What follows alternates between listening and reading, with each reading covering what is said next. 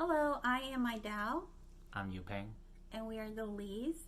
We have been together for 17 years, married 7 years. It is Christmas Day 2022, and we decided to play a game.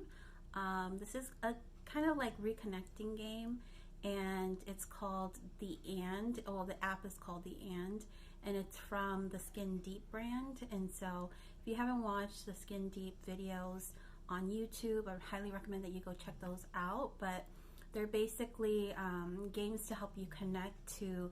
It could be your spouse, it could be your family member, it could be strangers as well. So it's just like a list of like questions essentially that you ask each other. The way that we're gonna play is we're gonna play on the app. So we're gonna play on the And app, and there's a video play option if your partner is not there with you physically, or the person that's playing the game is not there with you physically. There's a video play option where you can do this over phone, and then there's also an in-person play where you can connect like in person. And the app looks like this. Oh. So there's different categories that you can ask each other, but I think tonight we're going to do memory lane, and then we're also going to do long term. So the way we're going to do it is I'm going to ask him a question, he's going to answer the question. If it's a question that I want to answer as well, I can do that. Same thing with him. When he asks me a question, if it's a question that he wants to answer as well, then he can do that. And then we're just going to go back and forth. So we're going to do memory lane. Our memory lane is revisit the moments that brought you together. Okay? So I'll ask you first, and then you can ask me, okay?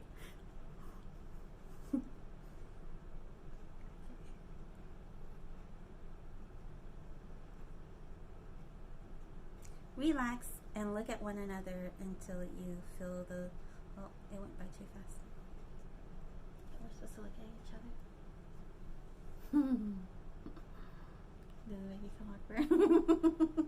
No. It makes me feel awkward. Okay. So the first question, and I'll ask you, and then the next question you can ask me, okay? Alright. So be authentic. Don't joke around. Don't answer jokingly. You gotta be authentic, okay? I'm always authentic. You're a robot right now. You're not authentic. Okay, ready?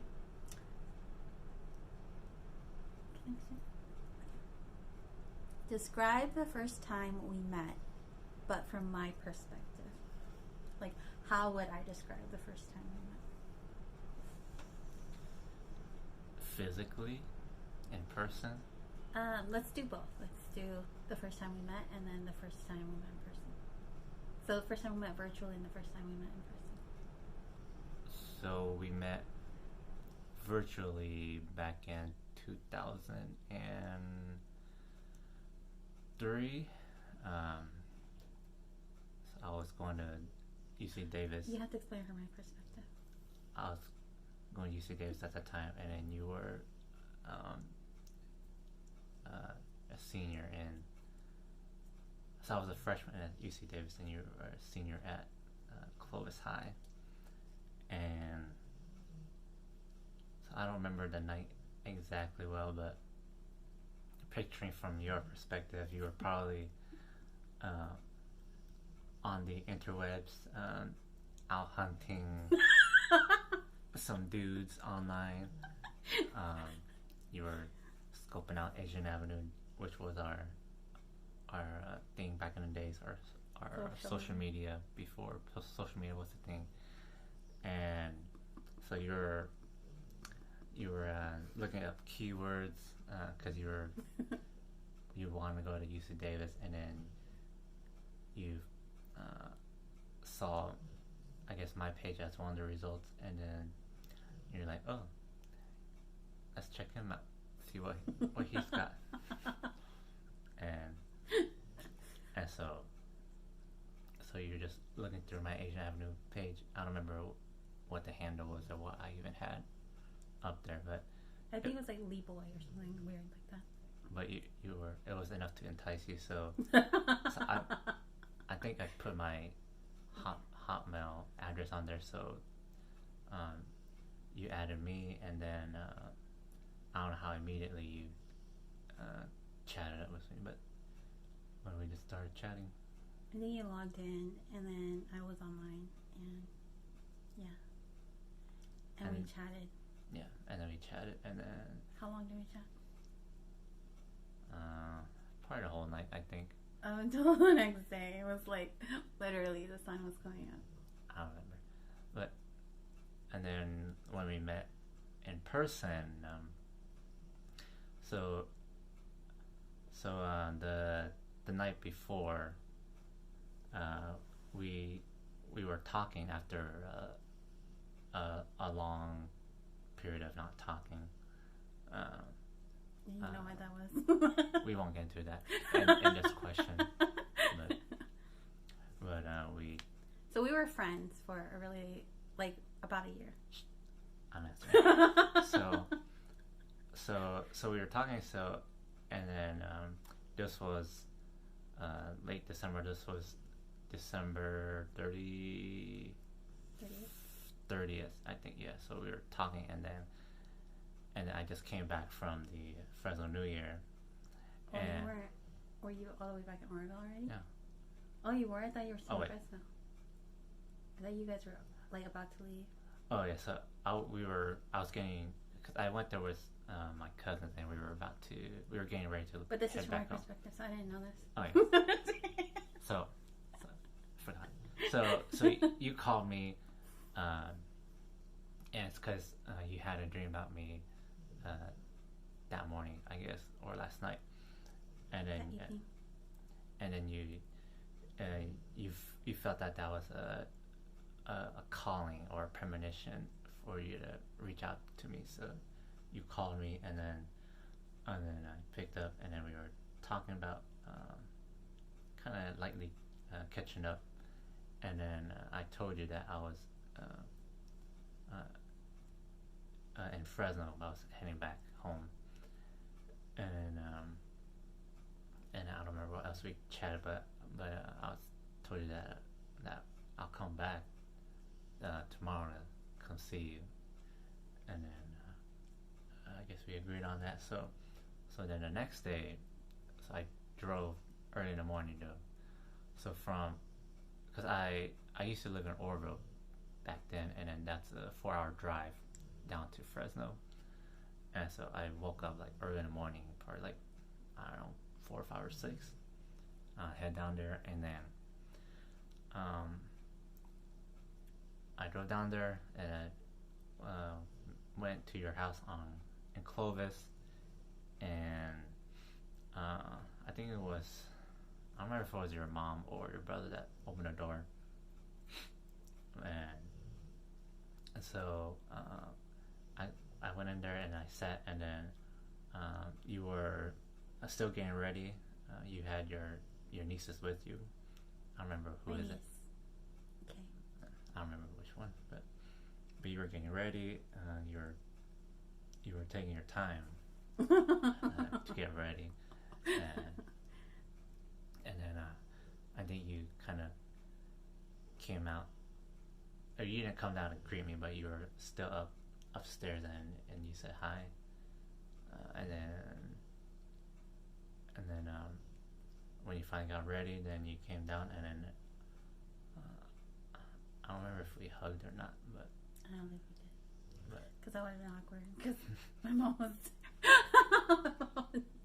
there. I don't remember if my dad was there, but I believe my mom was there. Your mom was there, but she was mostly in the kitchen. Yeah, because how awkward. No, we would not have hugs. And I was sitting in the family living room. Yeah, and you were kind of acting how you are now, kind of like a robot. Oh, yeah. Okay, so to clarify, because you're supposed to tell it from my perspective. I did.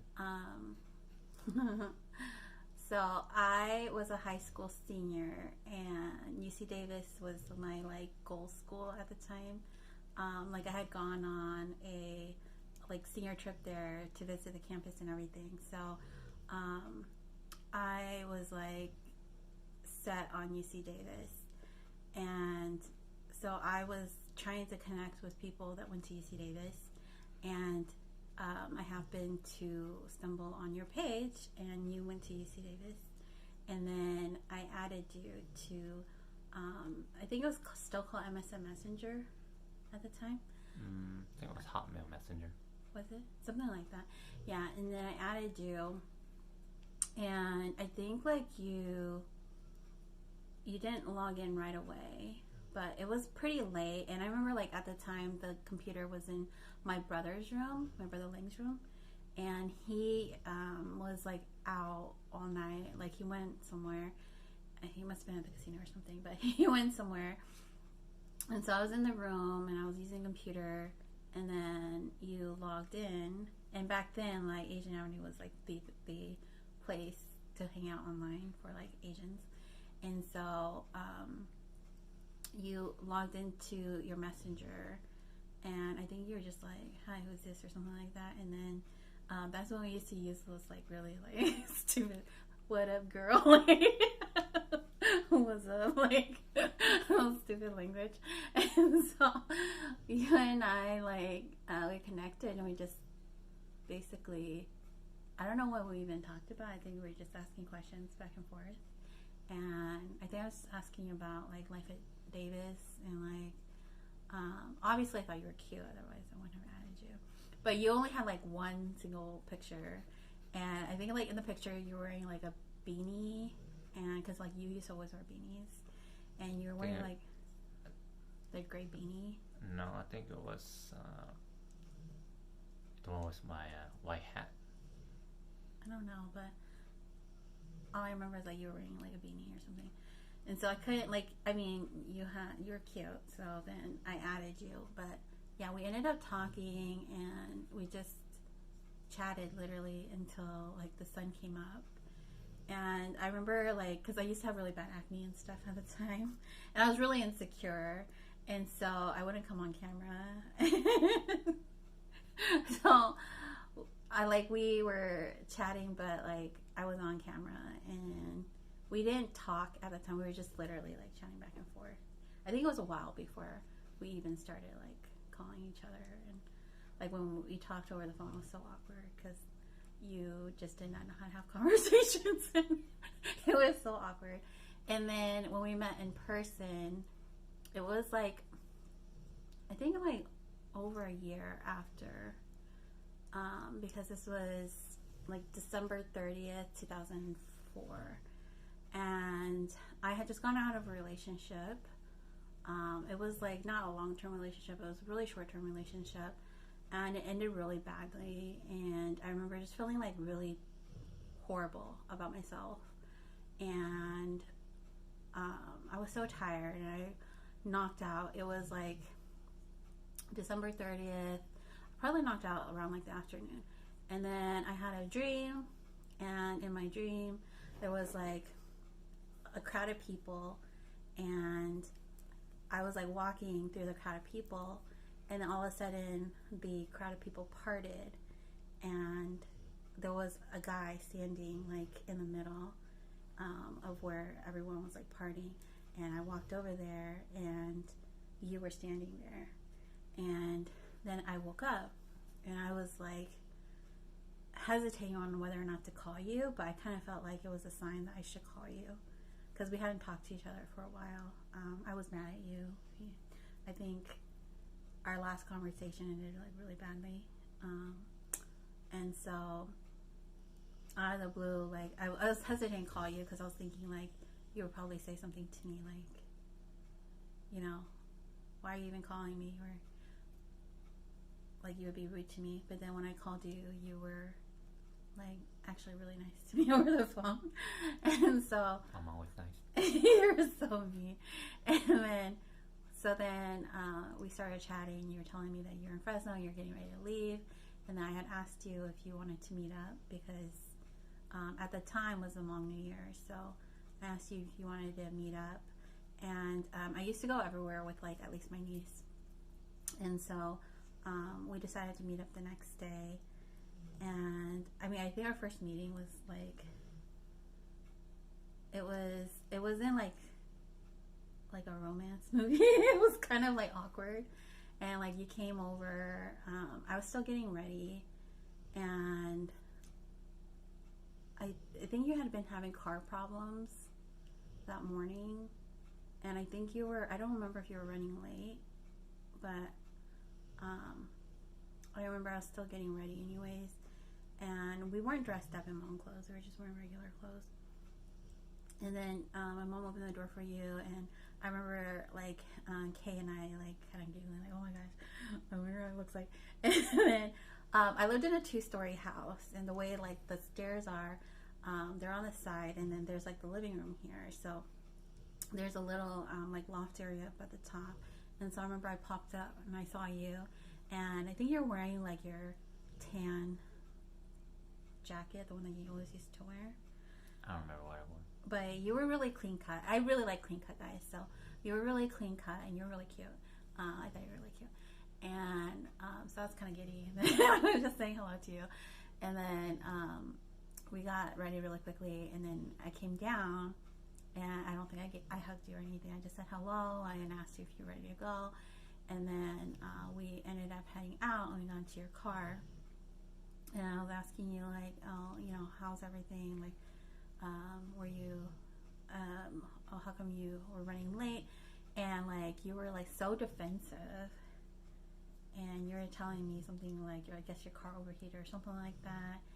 And I was like, oh, okay, well, I'm sorry you're having car problems. And like, at the time, like Google Maps and stuff didn't exist. And so, I didn't know how to give you the directions to like, the new year, because you know I'm really bad with directions. Even to this day, I'm really bad with directions.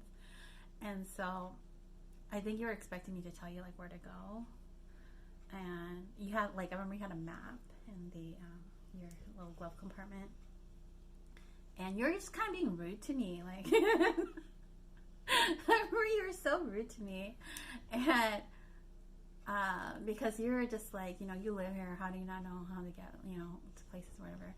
And I didn't drive, so I didn't really need to like know how to get to places, because other people always used to take me.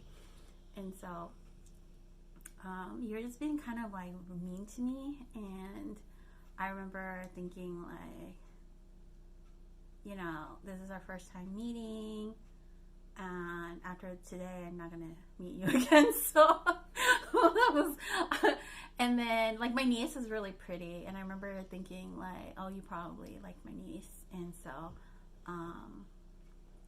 I was already like in my mind like, you know, we'll just hang out today. And then because like you were kind of rude, so I took that as like a bad sign, and we ended up going to the New Year together. And I remember when we were walking out of the car, because there was a point when we were driving, you told me to get out of your car, and I was like looking at you like, oh my god, like, dude, I'm only gonna be nice to you because like it's like a 4-hour drive for you to get back home, and you didn't need to come and meet me, but you did. So I'm just gonna be nice to you for that reason.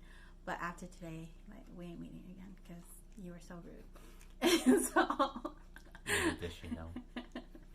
so we ended up going to the New Year, and when we were walking, you know, normally like if you're talking to somebody, you walk like next to each other.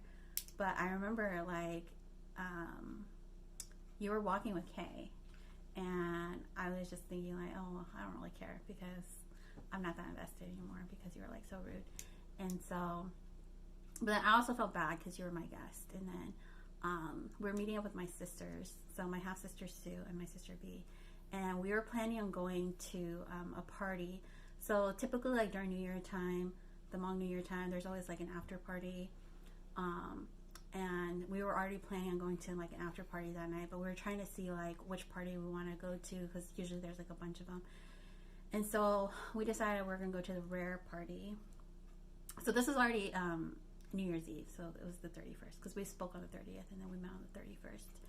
And then I remember like I didn't even invite you to go to this New Year's Eve party, because I was already like, you know, you were so rude, and I was like, I'm just gonna go there, and you know, maybe there'll be somebody there that'll meet or whatever.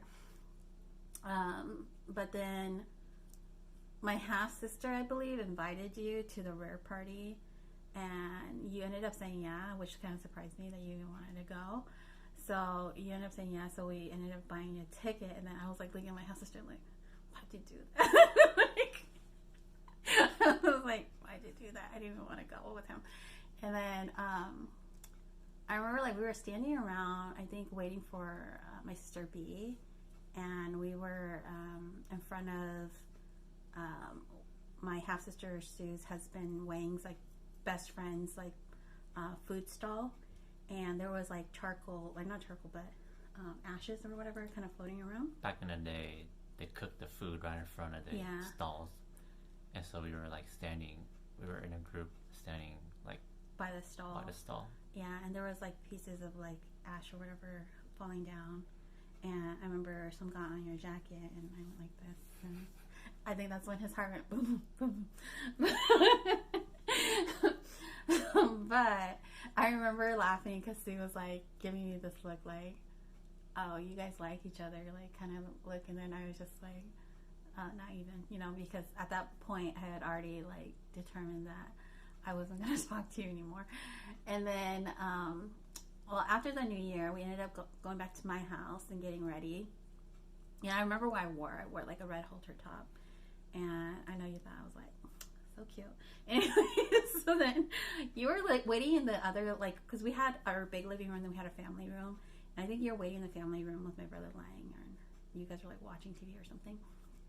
And then we got ready and we ended up going, and my ex was there at the party because he was also friends with my half sister's husband, and so it was just kind of awkward. And he had been like, we had been going to parties all week, and he had been at the other parties, and he was just being really like rude. Like every time he saw me, he would be like glaring at me and like, you know, purposely dancing with girls and stuff in front of me, and just made me feel really like bad about myself.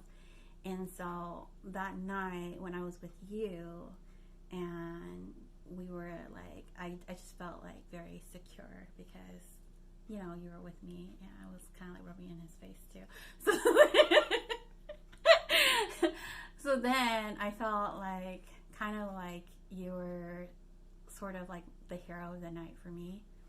And then I think after that I was like, you know, I'll give us like another chance because we didn't have like the best first meeting.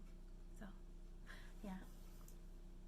And then after that, the rest is history because we were together every single day ever since. So at least like talking on the phone. But okay, your turn. You took too long to answer that. Okay, the next one. Question 2. Describe how you feel when you are with me. Describe how I feel? Like now or in the beginning? Doesn't say. Just says describe how you feel when you are with me. Like, I feel... So, now, I guess. I just feel very secure. Like how, you know how like that night you made me feel secure? Like, I feel like that feeling just never lasts. Like, you've always made me feel like I could just be my whole self with you. Like, I could be a brat to you. I could be, like, silly. I could be stupid. And you just kind of take me as I am. And you don't really judge me. I mean, you probably are judging me, but you don't, like, you don't make me feel like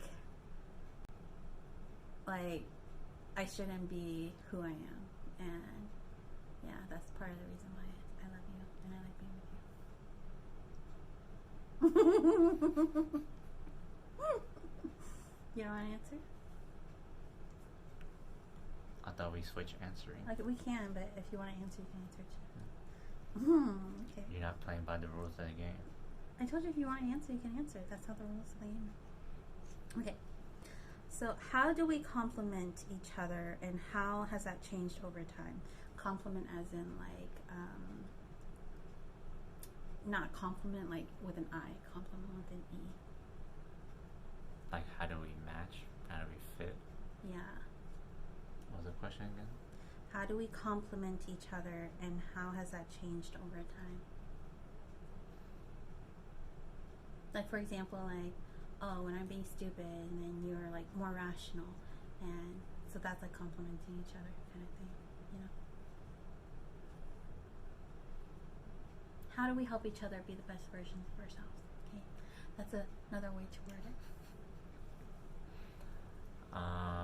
And how has that changed over time? Well, back then, we didn't really compliment. I think we did because I think you were very quiet and I'm more like outgoing. Like, Well, we're kind of opposites, and so yeah. because I have certain traits, and then you have certain traits, and those tend to kind of fit. Even though they're opposites, they tend to fit, or wherever they need to fit, and then, but because of that, we used to butt heads a lot. We used to have a lot of arguments, and but over time, you start realizing those certain traits, and some of those can be toxic, and some of those can be some of those are toxic, some of those are enduring, but you learn to accept and learn and grow from them. And so over time, we still have our fights, but they're not as bad as they were back then, because we realize what they are and what causes them, and then we try to fix that. And so there, those things are still there, but we've learned to understand and grow from them, and so they still complement each other. So like you said, like I tend to be like the quieter person, kind of more reserved, but then you're more outspoken, more thoughtful, more bubbly. And so those opposite traits tend to match, but it grows on you. So my you didn't like it at the beginning. so my quietness, my reservedness has kind of grown on you, and you kind of taken some of that trait onto you, and then your bubbliness, your outspokenness, your everything else, that I have taken some part of that onto myself, but I'm still we're still growing. So yeah, well, I think in the beginning, because you were so like reserved, it was like pulling teeth to just get you to express like how you were feeling or what you were doing, or even how to have like a basic conversation. It was like pulling teeth. It was like so hard. And I think like with my personality type, I'm always like, I'm a very inquisitive person. I like to try to get to know people like genuinely. I ask a lot of questions, which can be annoying, but I ask a lot of questions to kind of get you out of your shell, so that, you know, it's like we have to talk to get to know each other, you know. And I think like over time, me being able to be the way that I am, allowed you to open up more in ways that you probably haven't with other people. And so over time, we've just kind of developed like our own kind of communication style with each other. And like we definitely had growing pains. Like we used to fight a lot, like argue a lot, because it was like certain things I was like, I just don't understand why you don't understand. Like I don't understand why this is so hard for you to comprehend. And you were kind of like that too, right? Like, and you were so resistant to change and so stubborn. And I was always like, you know, I don't understand why you're this way. Like, I want us to work together to talk and communicate so that we can, like, grow together. But it was like really hard to get you to open up and stuff in the beginning. But I think because of my personality type, it allowed you to open up more, not just to me, but even to like your own family, to like other people as well. And so, I mean, you're not like outgoing now, but you're more willing to engage, I guess, now with people, and you're more willing to kind of like put yourself out there. You're not as awkward. I mean, you're still awkward, but you're not as awkward as you used to be. But I find that really cute about you too, like endearing too. But you're kind of awkward. But I think now, like, I mean, I myself have grown from you, right? And I think that's how we've complemented each other, because, like, you're super, like, organized and super, like, clean and super, like, detail oriented. I'm not as detail oriented. Sometimes, I mean, like, not to say I'm not detail oriented at all, but I'm not, like, obsessed with the details like how you are. Like, you get overly caught up in every detail about everything to the point where it can be frustrating. And I think what I've learned from you is how to be more detail oriented, how to organize a little bit better. I'm like organized chaos. That's me, like, right? That's like my personality is just like chaos. And like for example, my room could be super, super messy, but then if you ask me like where something is, I can go and like, bloop, it's right here, you know? But like, yeah. But then you are super organized. Like everything has its place. Everything needs to go here, and everything needs to go there. So I think with your personality type mixed with mine, it's just allowed me to be a little bit more like you in terms of organization. And I really appreciate that about you. But I think over time, we've just kind of, like any couple, have just adjusted to each other. And yeah, that's it. That was a really long response from me. I would see that. Okay, your turn. It's your question, No, isn't this it? is yours. How do you describe how I've changed to others? Well, exactly like how I just said. Like, I think in the beginning, you were just so reserved. Like, to the point where it's just so awkward. Like, you would be sitting next to somebody and it would be just like, silence. And I'm someone who, I can't stand silence, you know, like, it annoys me. I always have to fill in the quiet and, like, yeah. Next question.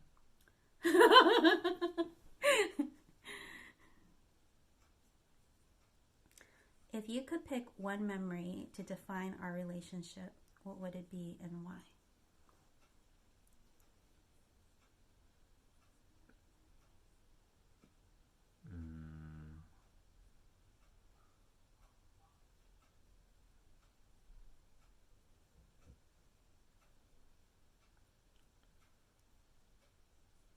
Can't think of any.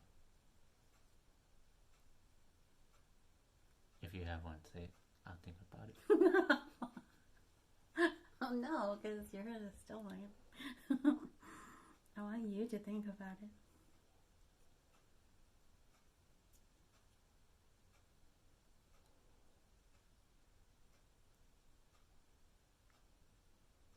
Okay, you want me to share mine? No. I mean, I think mine's going to be different from yours.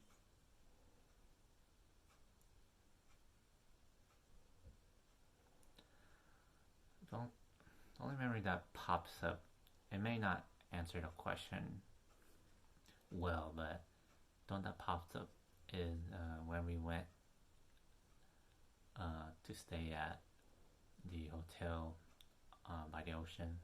Monterey in Monterey? No, not Monterey. That during the pandemic. The one up north. Oh, I know what you're talking about. The one where there was that, like... And we took Ash with us. And you made me walk that hill and I almost died. You didn't walk up anything.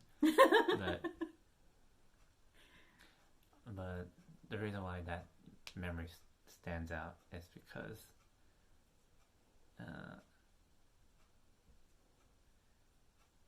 it's so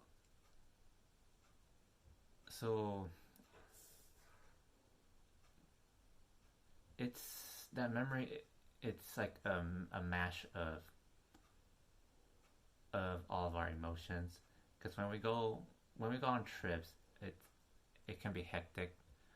Um, so our lives can be hectic at times, and our lives can be organized as well as disorganized. But when we go on trips like that, it brings out um, every possible feeling in a short amount of time.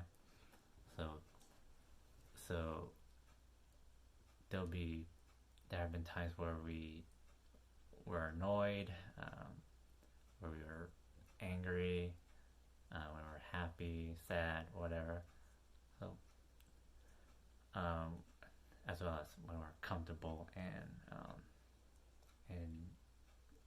and love. but but yeah. So you think that that trip was kind of like representative of who we are as a couple? Yeah. Like it's all encompassing. We experience all these emotions, but that's how we are with like every trip we go on. Mm-hmm. It's like, and when we do argue, it's not like it lingers. It just we usually deal with it and then move on. For me, the memory that defined our relationship was when I was having problems with my family, and my brother John and I were not living with my brother too anymore, and because there was conflict between them. And I remember like we were staying with my sister and the house was being foreclosed, and I remember just being so like overwhelmed with like the dysfunctionality of my family and how toxic my family was, and I was like so emotionally like overwhelmed, and I was like crying. So we used to work together, and we were outside in the parking lot, remember, in front of the building, and we were sitting in the car, and I was telling you like that I was so like emotionally exhausted and overwhelmed. I'm just thinking about it, I just want to cry. So emotionally exhausted and overwhelmed, and that like I didn't know what to do. Like I was just so tired of it, and I remember like you just comforting me, and like we worked it out. Like we decided that we were gonna move in together, and I think like ever since then it was like really defining for us, because I think it was like at that point we knew like we were gonna get married eventually, because we wouldn't have moved in together if we didn't know like we were gonna get married. So that's when we knew like we were gonna be together, and I knew at that point like that I could always count on you,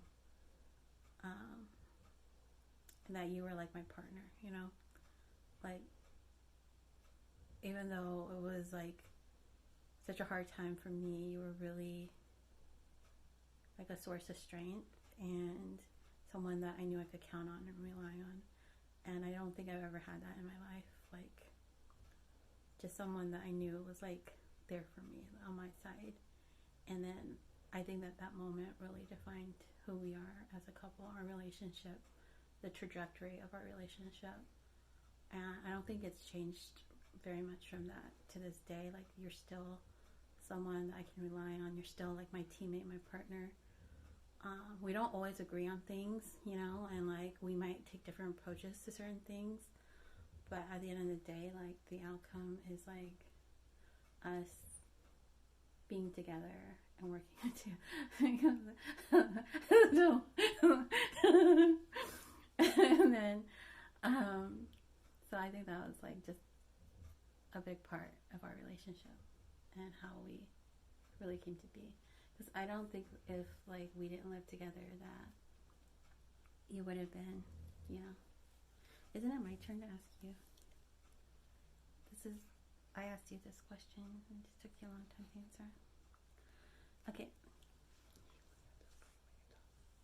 Okay. What part of me hasn't changed?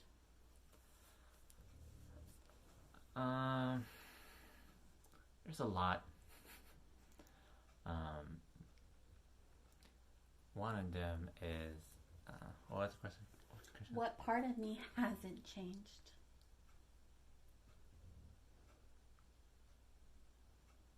I say your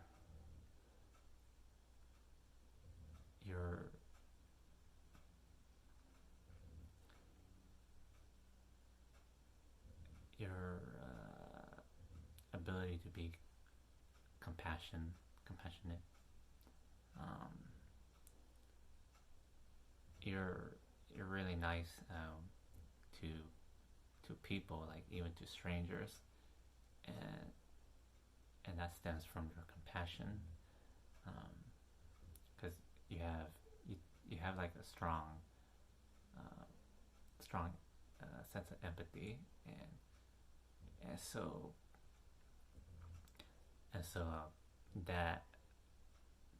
that strong trait has kind of transformed me as well. And so me back then, I had like a really like strong wall of emotion, and even though that was annoying to you, you kept on, tearing down each piece down by one, and then you sought out to understand those wall of emotions of mine, and it's because you really cared, and you truly cared, and you truly loved me. I still do love you. Okay. You want to answer it? No. No. Question 7. What experience do you think shaped us the most, and why? I think it's just us living together completely like shaped who we are.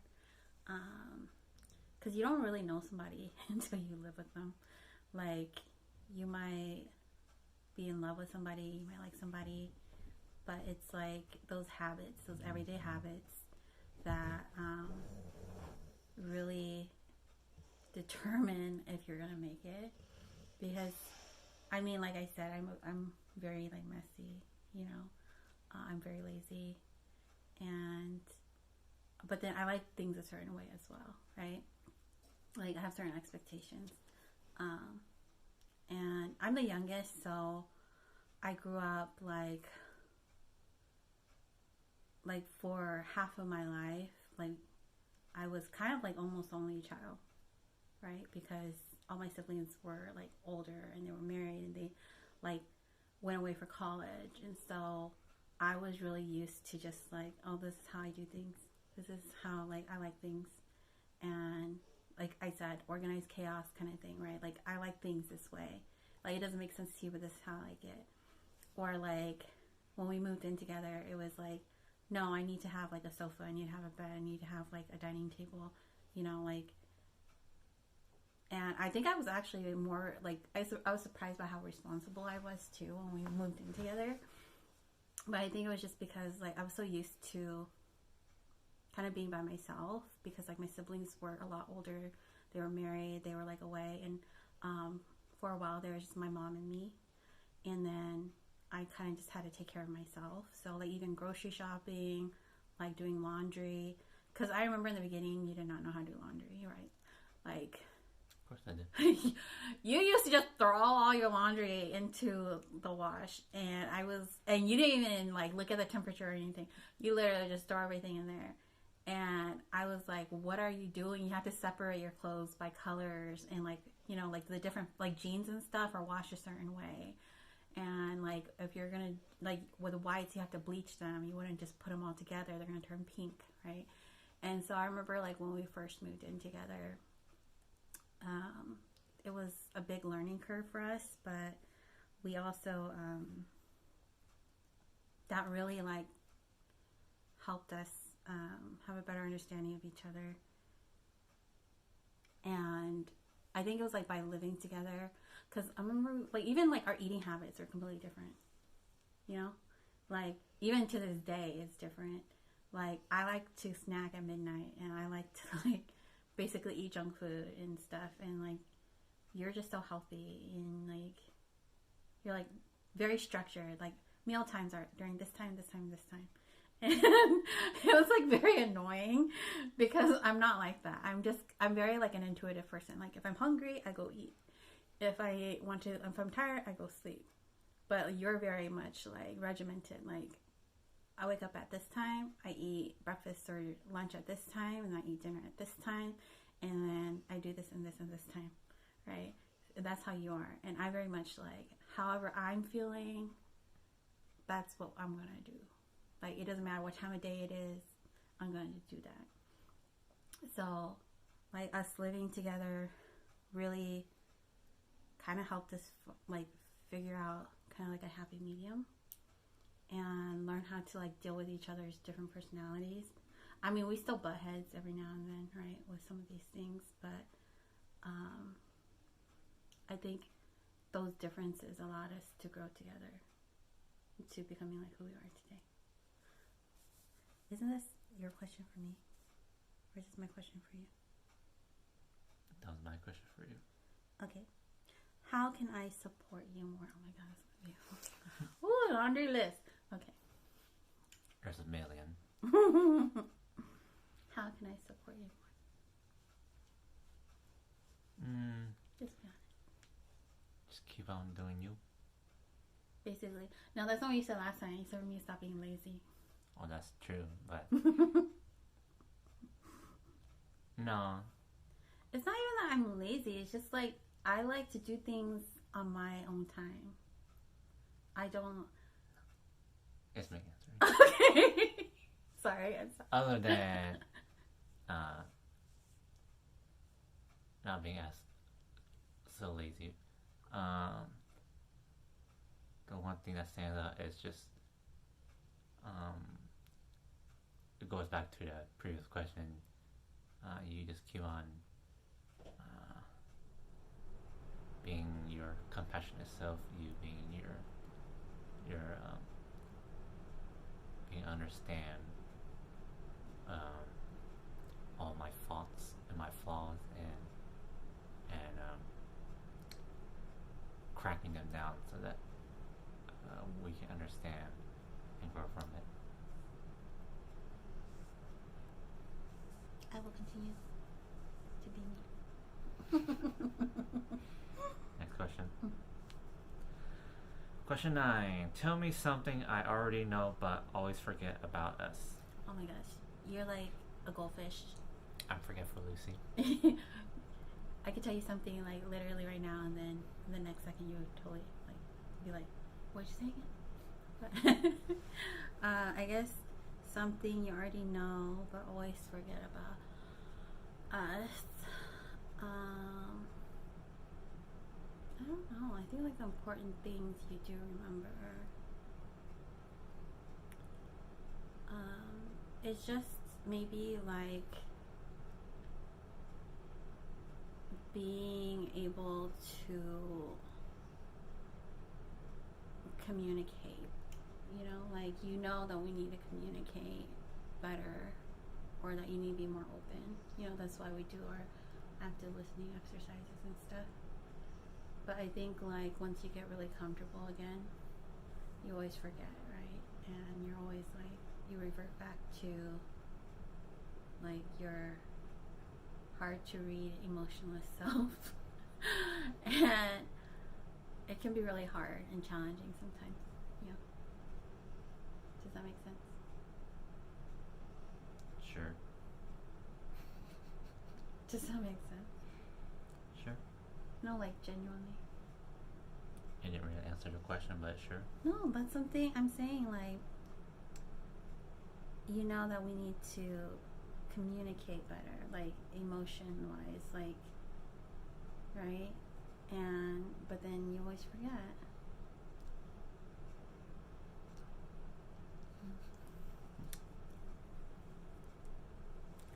What do you feel you gained most by being in this relationship?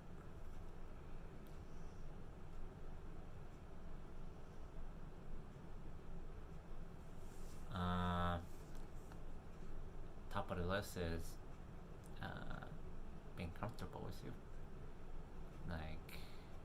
Like when I'm with people, I tend to have like a reservation, um, and like I don't. You tend to be reserved. Yeah, I tend to be reserved. I'm not really open because it's because I'm like uncomfortable around people. It's like more of a social anxiety. But when I'm with you, uh, I I feel safe. I feel comfortable, and I still have uh, some reservation, but all in all, I I can be like silly with you. I can be comfortable. I could act stupid in front of you. They act stupid right now. Okay. But yeah, that's what I gain the most is being able to be comfortable and open. Question, is that your turn? No, you asked me. I asked you that question. That's what you were answering. Now you asked me. Question 11. What's a memory you want to create together in the next 6 weeks? 6 weeks. It's far until early February. I mean, because like we're going through our IVF process right now. So, yeah, I think just that. I mean, even this, like, doing these fun exercises and stuff together, I really enjoy this, but it's so much fun. Yeah, it's just like doing stuff like this and reconnecting before we start like heavy into our IVF process. So like I want our IVF process to be enjoyable for us, but I also know it's going to be like emotionally taxing and challenging. And like January is just kind of like the very start, right? It's not even like the really emotionally trying part yet. It's more just like me taking the birth controls and stuff like that. So it's not that bad yet. So during this time, I think it's just really important for us to stay connected emotionally and to be supportive of each other. Kind of going back to what I was saying about like, you know, how you tend to forget about communication. And being like emotionally vulnerable with each other. I want us to be able to create those kind of memories where we're able to be emotionally vulnerable and share like our struggles and be able to communicate what we're experiencing, because a lot of times like during those moments I feel like women take on a lot of the emotional burden, right? And it's very heavy sometimes, and not having a partner there who is vocal about what you're going through and stuff can make the, like, you know, me or the women feel very like alone in their process. So I think just doing these kind of exercises.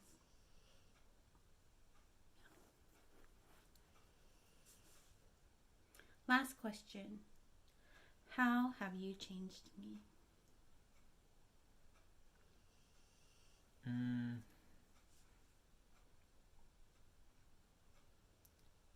I guess I kind of made you more humble. Totally. That's on point. Kind of hard to explain, but oh, did our lighting change? It's 10 o'clock, so it dimmed down.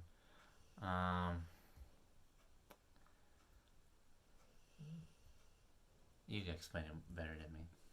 Yeah, because I used to be really high maintenance, and I think like I put a lot of worth on material things, you know. Like I used to be into designer purses, designer clothing, like, you know, popular makeup brands. I used to like get facials and get mani-pedis and go get my hair done, and like I just put a lot of stock in things that, material things or things that weren't really that important, I guess. And being with you over time is like you don't, I think you value substance and stuff more than you do like material stuff, you know? And being with you, like even do my makeup and stuff, like I used to not leave the house without my makeup on, you know? And now I've just gone to a level where I'm so comfortable with myself and with you that I'm able to just leave the house without makeup on, and I could just wear sweats and go outside and run errands. Whereas in the past, I used to be like, oh no, I gotta get ready just to go out to like run like a 5-minute errand kind of thing, right? And it would take me like 2 hours to get ready. And now it's just, yeah, I'm not like that anymore. It's weird. I just feel, I mean, there are times though when I do feel like, where did I go, you know? Because that was such a big part of my personality. It was just like, because I feel like self-care is a big part of who anybody should be. Like, you should care about yourself and take care of yourself. But I also realized that it's not like material things do not equate to like self-care. That you can care for yourself in ways that don't rely on objects or things. And like living in a big house and driving like, you know, a really nice car, those things to me are not those things to me are not as important as they, I guess, used to be. So yeah, you really did humble me, which I don't know if it's a good thing or a bad thing. It's a good thing. Yeah, but that's it. We were going to do another one, but this one's really long, so we're going to cut this one off here, and then we'll do another one. It's almost an hour now. Yeah. Okay, so that's it for this one. Join us next time for our next Q&A, and we're going to be wearing the same outfits because it's literally the same night, but we'll post it up another day. So, bye.